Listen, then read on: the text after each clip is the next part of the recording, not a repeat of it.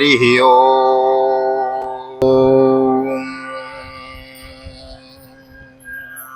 जय श्री राधे, जय श्री कृष्ण आप सभी को। और कैसे हैं आप सब?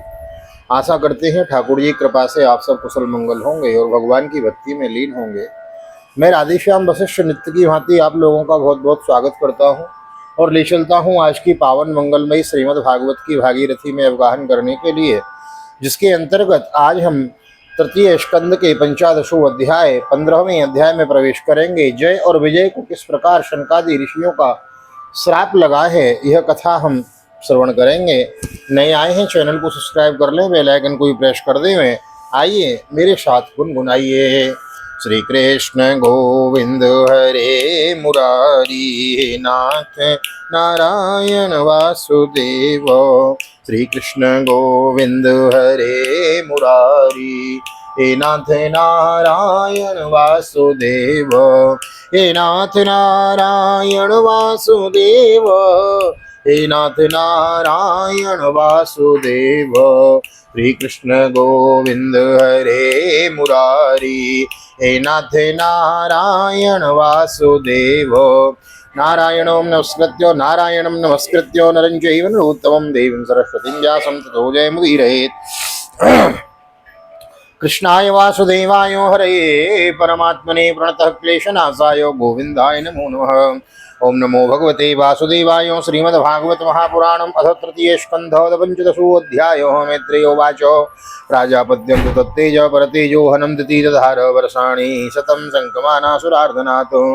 लोके तेन हता लोके लोकपाला हतौ यशो न वेदेन विश्वसृजेध्वान्तव्यतिकरं दिशं। श्री मैत्रेय जी ने कहा, विदुरजी, तिथि को अपने पुत्रों से देवताओं को कष्ट पहुंचने की आशंका थी, इसलिए उसने दूसरों के तेज का नाश करने वाले उस कश्यप जी के तेज वीर्य को 100 वर्ष तक अपने उदर में ही रखा। उस गर्भस्थ तेज से ही लोकों में सूर्य आदि का प्रकाश क्षीण होने लगा तथा इंद्रादि लोकपाल भी तेजहीन हो गए।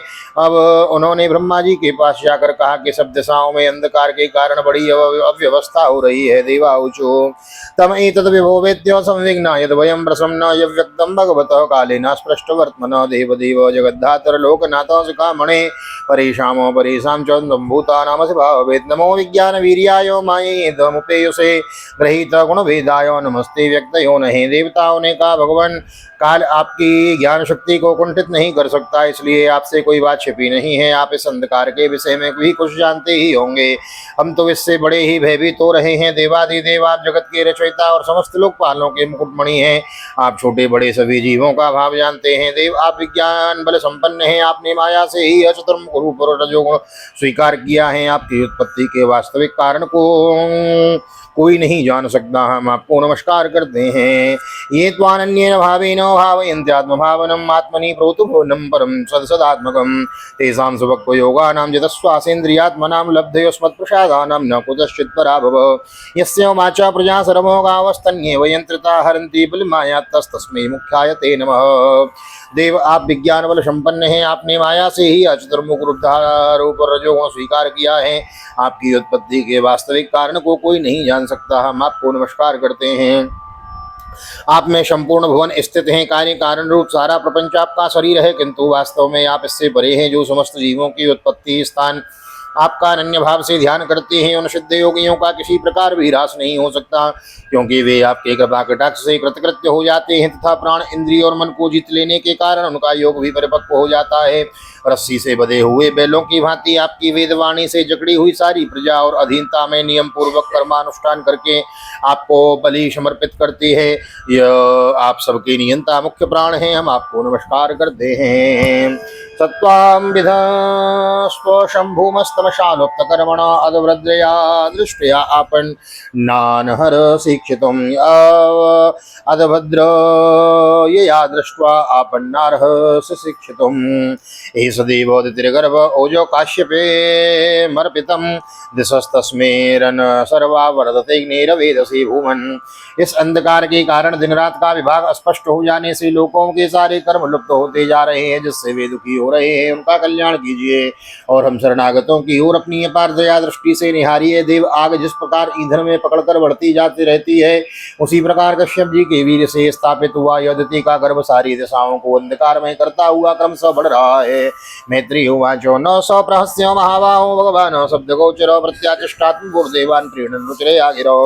श्री मैत्री जी कहते हैं, महाबाहो, देवताओं की प्रार्थना सुनकर भगवान ब्रह्मा जी हंसे और उन्हें अपनी मधुर वाणी से आनंदित करते हुए कहने लगे। ब्रह्मोवाचो मानसामी सुतायुष्मत् पूर्वजा सनकादयो चिरोर्विहाय सालोकान् लोकेषु विगतस्पृह त एकदा भगवतो वैकुण्ठस्यामलात्मनो येर्वैकुण्ठो निलयं सर्वलोको नमस्कृतं वसन्ति यत्र पुरुषा सर्वे वैकुण्ठमूर्तयो यो निमित्तो निमित्तेन धर्मेण आराधयन् हरिं। श्री मैत्री जी कहते हैं, महाबाहो, देवताओं की प्रार्थना सुनकर भगवान ब्रह्मा जी हंसे और उन्हें अपनी मधुर वाणी से आनंदित करते हुए कहने लगे। श्री ब्रह्मा जी ने कहा, देवताओं, तुम्हारे पूर्वज और मैं मेरे मानस पुत्र शनकादि लोकों की आसक्ति त्याग कर समस्त लोकों में आकाश मार्ग से विचरा करते थे। एक बार वे भगवान विष्णु के शुद्ध सत्व में सब लोकों के सिरोभाग में स्थित वैकुंठ धाम में जा पहुंचे। वहां सभी लोग विष्णु रूप होकर रहते हैं और वह प्राप्त भी उनको ही होता है जो अन्य सब प्रकार की कामनाएं छोड़कर केवल भगवत शरण की प्राप्ति के लिए ही अपने धर्म द्वारा उनकी आराधना करते हैं। यत्र चाद्योपमानास्ते भगवान शब्द गौचर सत्वं विष्टव्य व्रजम स्वानाम्नो मृडयन् व्रत यत्र ने श्रेयसं नामो मनम काम दुर्गेर्द्रुमे सर्वतुर श्री विव्रव्राजत कैवल्यमिव मूर्तिमतो। वहाँ वेदांतो प्रतिपाद्य धर्म मूर्ति शुद्ध सत्वमय स्वरूप धारण कर हर समय विराजमान रहते हैं। उस श्लोक में निश्रेयस नाम का एक वन है जो मूर्तिमान केवल्य सा ही जान पड़ता है।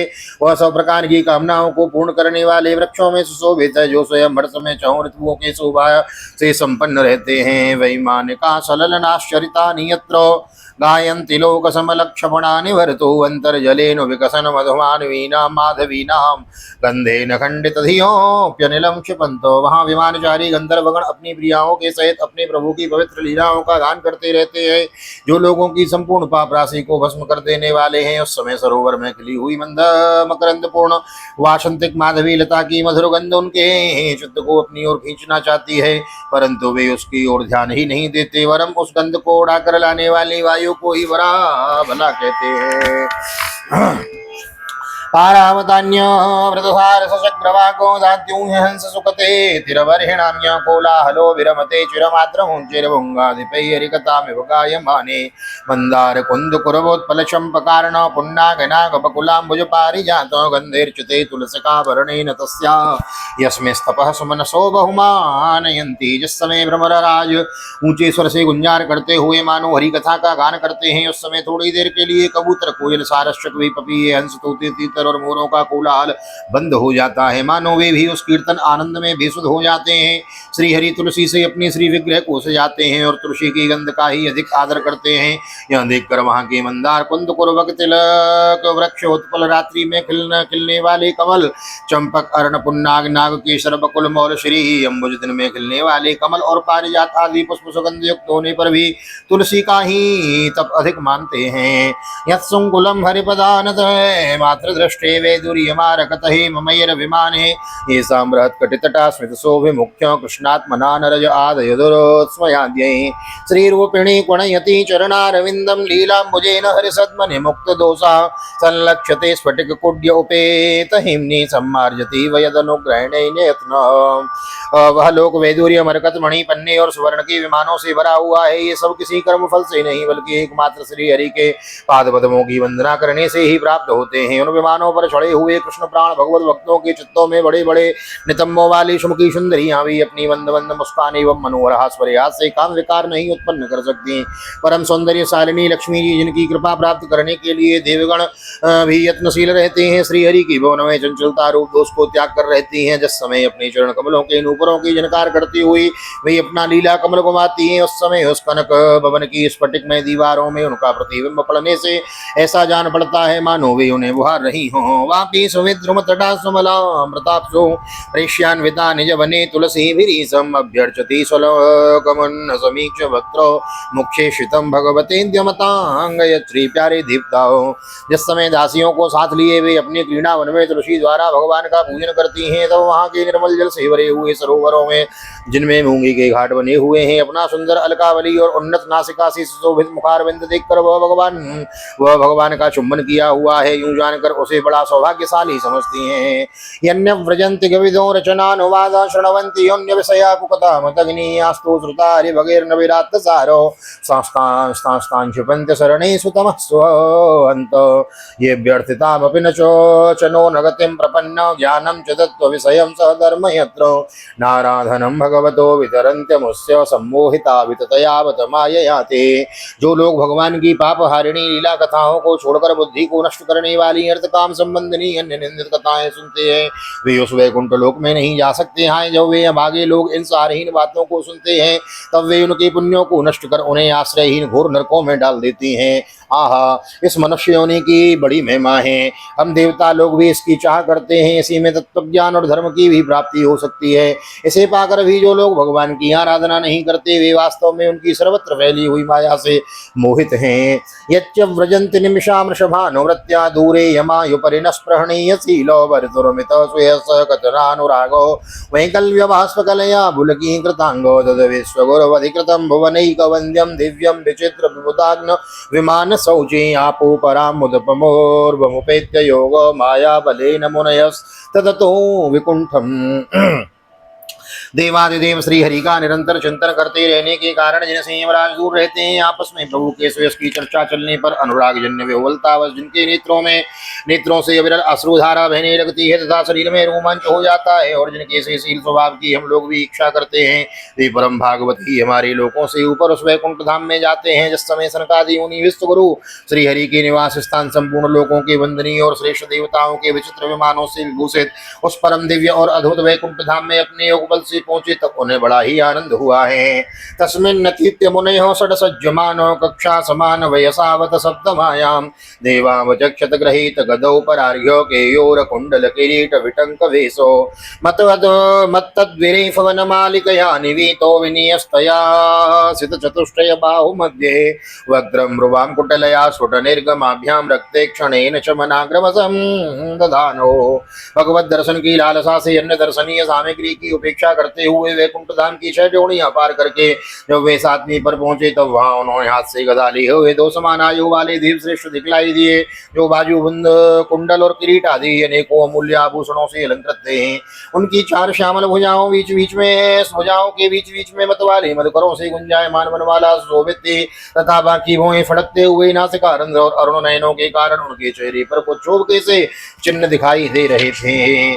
द्वार्ये तयोर निविसुर विशतोर पृष्ठ पूर्वा यथा पुरट वज्र कपाटिकाया सर्वत्र ते विषमया मुनया स्वदृष्टा ये संचरन्त विहता विगता विसंको तान्वीक्षवातरसना शतुरः कुमारान् वृद्धान्यसार्ध वयसो विदितात्म तत्त्वान् वेत्रेण चास्कलयता मतदर्हणास्तो तेजो वेयस्य भगवत् प्रतिकूलशीलो ताभ्यां विसद्वसुनिमे सुनिषेध्यमाना स्वरहत्तमायपि हरे प्रतिहार पाभ्याम् ऊचु सुवत्तमवदिदृक्षित भंग ऊचु सुवत्तमदिदृक्षित भंग ईश त्वत्कामानुजेन सहसा तोप्लुताज्जो।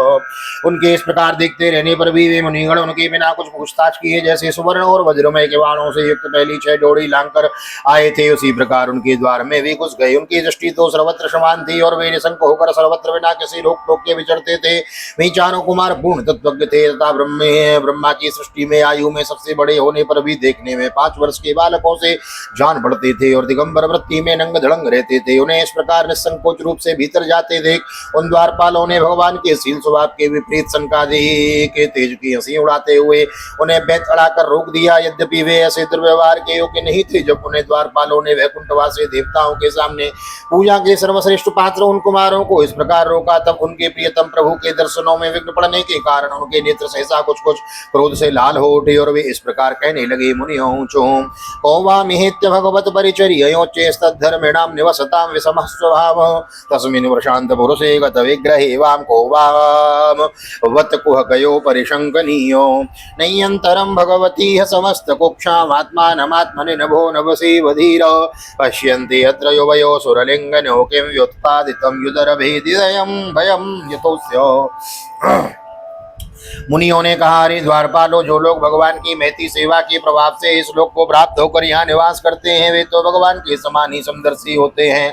तुम दोनों भी उन्हीं में से हो, किंतु तुम्हारे स्वभाव में यह विषमता क्यों है? भगवान तो परम शांत स्वभाव के हैं, उनका किसी से विरोध भी नहीं है, फिर भी यहाँ ऐसा कौन है जिस पर शंका की जा सके?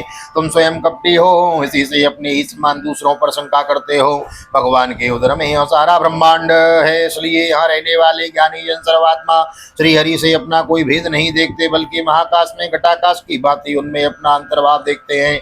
तुम तो देव रूपधारी हो, किंतु वे तुम्हें ऐसा क्या दिखाई देता है जिससे तुमने भगवान के साथ कुछ भेदभाव के कारण होने वाले भय की कल्पना कर ली है? तद्वामश्य परमश्य वैकुंठभरतुं कर्तुं प्रकृष्टमियदि महिमन्द दिव्यां लोकान्तो व्रजतमन्तर्भाव दृष्ट्या पापीय शस्त्र इमे रिपवोऽस्य यत्र तेषामिति ऋतमुवावधार्य घोरं तं ब्रह्मदण्ड निवारणमस्त्रपूगैः सद्यो हरेर्नचुरावरुभिभ्यतस्तत्पादग्रहावपततामतिकातरेणो।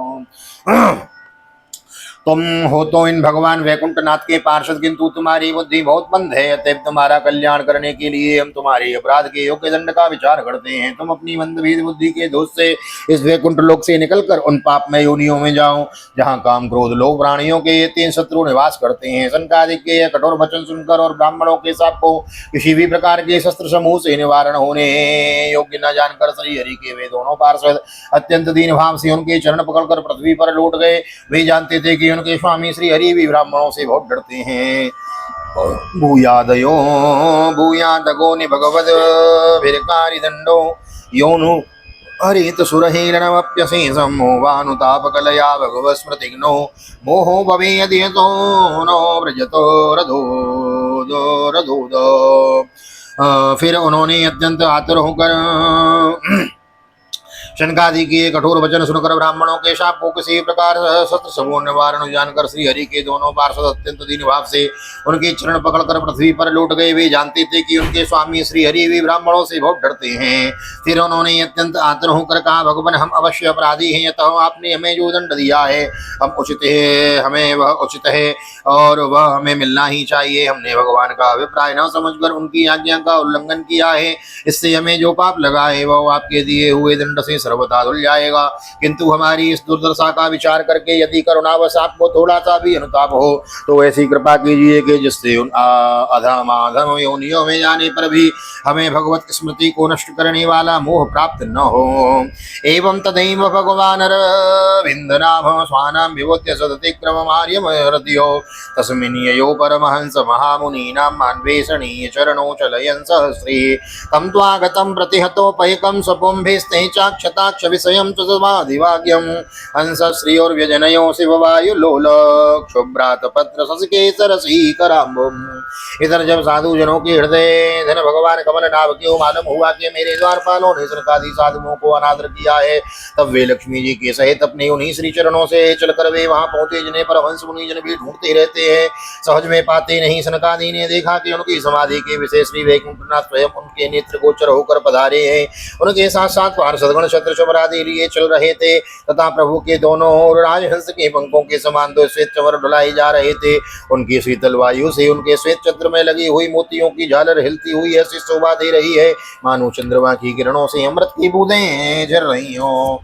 कृष्ण प्रसाद सुमुखम स्रहणीय धामो स्नेहावलोक कलया हृदय स्पृशन्तम श्यामे प्रताप रस शोभितया श्रिया स्वशूणामणिं सुभगयन्तमिवात्मधिष्णं पीतान् सुखे प्रतुनितं वनवेश्वरन्त्या काञ्च्या लिभिर्विरुतया वनमालया च वलभु प्रकोष्ठवलयं विनता सुतास्ते विन्यस्तहस्तमितरेण धुनानमब्जम्।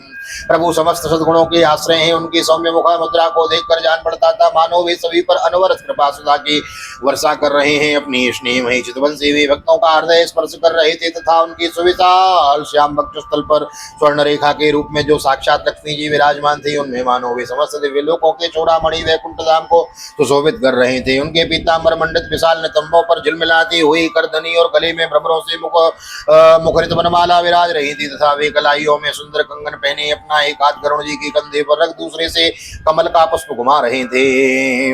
वेद्योक्षिपन मकर कुंडल मंडनार गंडस्थलोन सुमुखम गंडस्थलोन्न सुमुखम मणिकय मत किरीटम दौर्दंड संड विपरे हरता परार्यो हारेण कंदर गतेन च कौस्तुभेन अत्रोपसृष्टमित चोस्मितमिन्दिरायो स्वानां धियां विरचितं बहुसौष्ठवाड्यं मह्यं भवस्य भवतां च भजन्त्यमंगम नेमुर्निरीक्ष्य न वित्रप्तदृशो मुदा कही। उनके अमूल कपोल बिजली की प्रभा को भी ले जाने वाले मकराकृत कुंडलों की शोभा बढ़ा रही थी। उभरी हुई सुवर्ण नासिका थी, बड़ा ही सुंदर मुक्ता, सिर पर मणि में मुकुट विराजमान था तथा चारों भुजाओं में बीच बीच में महामूल्यवान मनोहर हार की, गले में कौस्तुभ मणि की अपूर्व शोभा थी।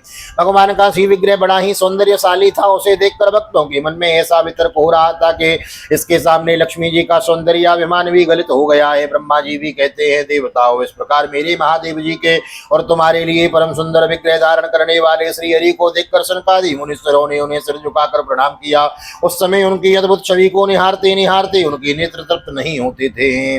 तस्यारविंद नयनस्य पदारविंद किंजिल मिश्र तुलसी मकरंद वायो अंतर्गतः स्वविवरेण चकार तेषां संख्यो भवक्ष रजसामपि चित्त तन्वौ। सनकादि मुनीश्वर निरंतर ब्रह्मानंद में निमग्न रहा करते थे, किंतु जिस समय भगवान कमल नयन के चरणारविंद मकरंद से मिली हुई तुलसी मंजरी की गंध से सुवासित वायु ने नासिका रंध्रों के द्वारा उनके अंतःकरण में प्रवेश किया, उस समय वे अपने शरीर को संभाल ना सके और उस दिव्य गंध ने उनके मन में भी खलबली पैदा कर दी।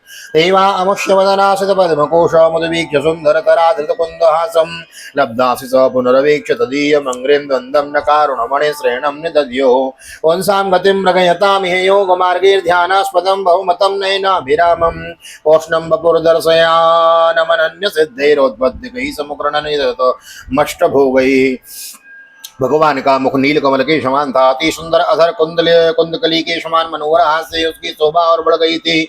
उनकी झांकी करके वे कृतकृत्य हो गए। वे के पद्मराग के समान लाल लाल नखों से सुशोभित उनकी चरण कमल देखकर वे उन्हीं का ध्यान करने लगे। इसके पश्चात वे मुनिगण अन्य साधनों से सिद्ध न होने वाली स्वाभाविक अष्ट सिद्धियों से संपन्न श्री हरि की स्तुति करने लगे, जो योग मार्ग द्वारा मोक्ष पद की खोज करने वाले पुरुषों के लिए उनके ध्यान का विषय अत्यंत आदरणीय और नयनानंद की वृद्धि कराने वाला पुरुष रूप प्रकट करते हैं।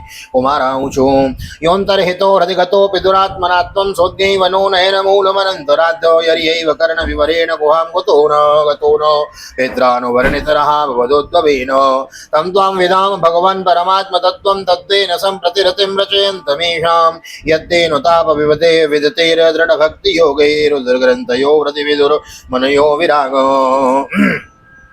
शनकादि मुनियों ने कहा, अनंत यद्यपि आप अंतर्यामी रूप से दुष्टचित्त पुरुषों के हृदय में भी स्थित रहते हैं, तथापि उनकी दृष्टि से ओझल ही रहते हैं, किंतु आज हमारे नेत्रों के सामने तो आप साक्षात विराजमान हैं। प्रभु, जिस समय आपसे उत्पन्न हुए हमारे पिता ब्रह्मा जी ने आपका रहस्य वर्णन किया था, उसी समय श्रवणे रंध्रों द्वारा हमारी बुद्धि में तो आप विराजे थे, किंतु प्रत्यक्ष दर्शन का महान सौभाग्य तो हमें आज ही प्राप्त हुआ है। भगवान, हम आपको साक्षात परमात्मा तत्व ही जानते हैं। इस समय आप अपने विशुद्ध सत्वमय विग्रह से ही अपने इन भक्तों को आनंदित कर रहे हैं। आपकी सगुण साकार मूर्ति को राग और अहंकार से मुक्त मुनिजन आपकी कृपा दृष्टि से प्राप्त हुए सुदृढ़ भक्ति योग के द्वारा अपने हृदय में उपलब्ध करते हैं। नात्यंतिकम विगणयन्त्यपिते प्रसादम किंद्वन्त्यदर्पित भयं ब्रुव उन्नयस्ते यंगम तुदंग्रि शरणा भवतः कथायो कीर्तन्य तीर्थ यश कुशलार सज्ञा। प्रभु, आपका सुयश अत्यंत कीर्तनीय और सांसारिक दुखों की निवृत्ति करने वाला है। आपके चरणों की शरण में रहने वाले जो महाभाग आपकी कथाओं के रसिक हैं, वे आपके आत्यंतिक प्रसाद मोक्ष पद को भी कुछ अधिक नहीं गिनते। फिर जिन्हें आपकी जरासी टेढ़ी भौं ही भयभीत कर देती है, और इंद्रपद आदि अन्य भोगों के विषय में तो कहना ही क्या है। कामं भव सुवृजिने निरये सुनस्ता चेतो लिवद्यते नुते पदयोरमितो वाचस्विनस्तुलसी वद्यते शोभा पूर्येत ते गुणगणिर्यधिकरणरंध्र। भगवान, यदि हमारा चित्त भौरे की तरह आपके चरण कमलों में ही रमण करता रहे, हमारी वाणी तुलसी के समान आपके चरण संबंध से ही सुशोभित हो और हमारे कान आपकी सुधा से परिपूर्ण रहे, तो अपने पापों के कारण भले ही हमारा जन्म नरक आदि योनियों में हो जाए, हमें इसकी कोई कोई चिंता नहीं है। प्रादुश्चकर्त यदिदं पुरहूतरूप तेने स निवृत्तिमिवा पुरलं दर्शो न तस्माइदं भगवते नमः इद्विधेम यौनात्मनां दुर्दयो भगवान प्रतीत। विपुल कीर्ति प्रभु, आपने हमारे सामने जो यह मनोहर रूप प्रकट किया है उससे हमारे नेत्रों को बड़ा ही सुख मिला है। विषयासक्त अजितेंद्रिय पुरुषों के लिए इसका दृष्टि गोचर होना अत्यंत कठिन है। आप साक्षात भगवान हैं और इस प्रकार स्पष्टतया हमारे नेत्रों के सामने प्रकट हुए हैं। हम आपको प्रणाम करते हैं। पुस्त श्रीमद्भागवते महापुराणे पारमहंस्यां संहितायां तृतीय स्कंदे जय विजयो सनकादि शापो नाम पंचदशोत्सव। बालकृष्ण चरणार्पणमस्तु, राधा कृष्ण चरणार्पणमस्तु। कृष्णाय वासुदेवाय हरे परमात्मने प्रणतक्लेशनाशाय गोविंदाय नमो नमः। हरे कृष्ण कृष्ण कृष्ण हरे हरे, हरे राम राम राम हरे हरे। राधे कृष्ण कृष्ण कृष्ण राधे राधे, राधे श्याम श्याम श्याम राधे राधे। बोल राधा गोविंद भगवान की जय। श्रीमद्भागवत महापुराण की जय। वेद व्यास जी महाराज की जय। सुखदेव जी महाराज की जय। राजा रामचंद्र भगवान की जय। श्री हनुमान जी महाराज की जय। गोवर्धन नाथ की जय। यमुने महारानी की जय। वृंदावन बांके बिहारी लाल की जय। गैया मैया की जय। तुलसी मैया की जय। अपने अपने माता पिता की जय। सदगुरुदेव भगवान की जय। आज के आनंद की जय। जय जय श्री राधे, जय श्री राधे, श्री राधे श्याम। जय जय राधे, जय जय श्याम। सबको मिले वृंदावन धाम। ऐसी प्रार्थना मेरी ठाकुर जी के चरणों में। यहाँ तक वीडियो बने हैं, वीडियो को लाइक कर दीजिए, शेयर कर दीजिए, कमेंट में भागवत भगवान की जय लिख दीजिए। मिलते हैं अगले अध्याय में 1616वें अध्याय में। तब तक के लिए श्री धाम वृंदावन भागवत निकेतन में राधे श्याम वशिष्ठ ठाकुर जी का दर्शन करते हुए आप सभी को हृदय से प्यार भरी जय श्री राधे, जय श्री कृष्ण। हरि ओम।